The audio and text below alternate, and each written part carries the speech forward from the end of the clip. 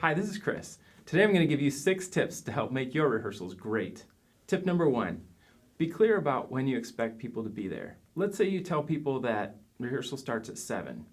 You might have some people walking in the door at 7 and other people thinking that that means they need to be in their spot ready to go at 7. And so if you've got people standing there ready to start playing at 7 and other people just walking in the door, you can see how that might cause some conflict on your team. But this is easily fixed. Call time is what we refer to as the time when you should arrive.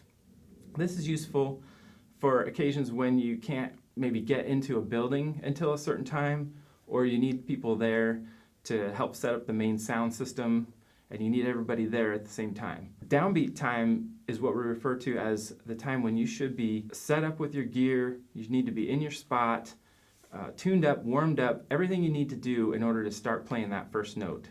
And this is useful during times when you can just tell people, get there as soon as you need to in order to have time to do all those things and get yourself ready so that you can play that first note right at the downbeat time. Now you can specify both of these with your team, but I find that just picking one or the other usually does the trick. Tip number 2, define the level of preparation that you expect. Practice is what we do on our own time when we're learning our parts.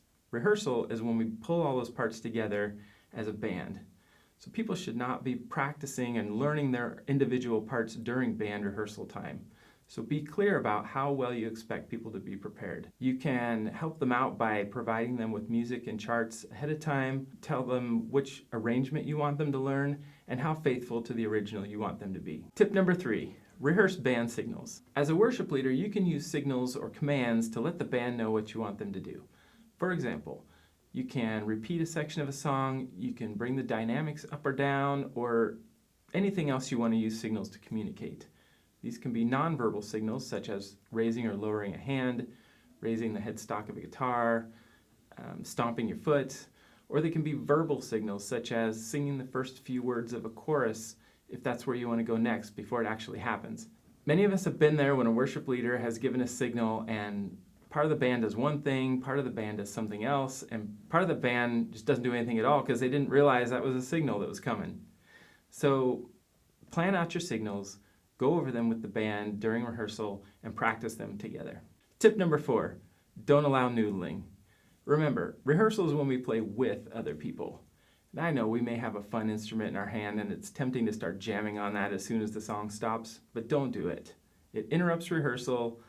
It makes it difficult for people to talk over if they're trying to clarify something in between songs, and it's just annoying. So if somebody's noodling during your rehearsal, find a loving way to ask them to stop. Tip number 5, solidify the arrangement early. You may have the freedom during your service to repeat a chorus or whatever, and that's great. That's what those signals are for that I mentioned earlier.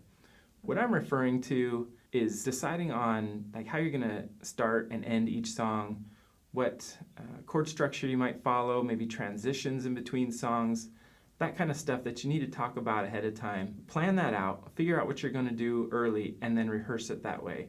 Get those repetitions in so that everybody remembers it. Tip number 6, plan out your speaking parts and rehearse them along with the songs. If you're going to say something in between songs, then remember, our job is to lead people into the presence of God, not to give the sermon. Also, we want to leave room for the Holy Spirit to speak through us. But the Holy Spirit isn't only present during our service. He's with us always.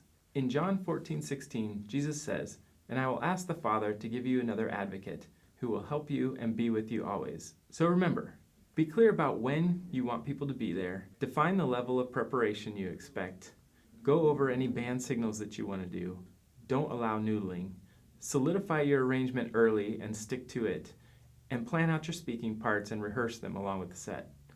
Now, go have a great rehearsal.